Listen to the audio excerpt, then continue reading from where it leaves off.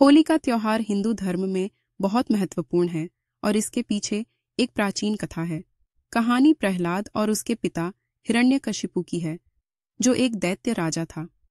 हिरण्यकशिपु को यह वरदान प्राप्त था कि वह न तो दिन में मर सकता है और न ही रात में, न घर के अंदर मर सकता है और न ही बाहर, न जमीन पर मर सकता है और न ही आकाश में, न ही किसी मनुष्य द्वारा मारा जा सकता है और न ही किसी जानवर द्वारा। इस वरदान के कारण हिरण्यकशिपु अहंकारी हो गया और खुद को भगवान मानने लगा। उसने अपने राज्य में यह आदेश दिया कि कोई भी विष्णु की पूजा नहीं करेगा, सिर्फ उसकी ही पूजा की जाएगी।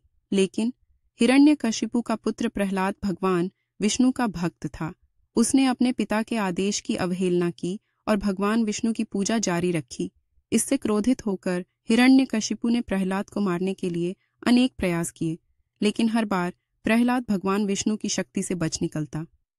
अंत में हिरण्यकशिपु की बहन होलिका, जिसे यह वरदान प्राप्त था कि वह आग में जल नहीं सकती, उसने प्रहलाद को गोद में लेकर आग में बैठने का निश्चय किया।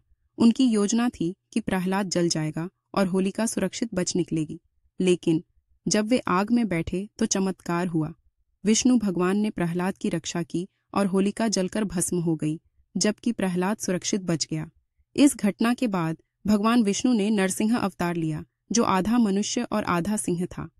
वे हिरण्यकशिपु को मारने के लिए उसके महल में प्रकट हुए।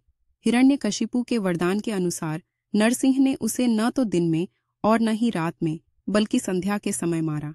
न घर के अंदर और न ही बाहर, बल्कि द्वार पर, न जमीन पर और न ही आकाश में, बल्कि अपनी गोद में उठाकर, और न ही मनुष्य या जानवर द्वारा, बल्कि आधा मनुष्य और आधा सिंह के रूप में।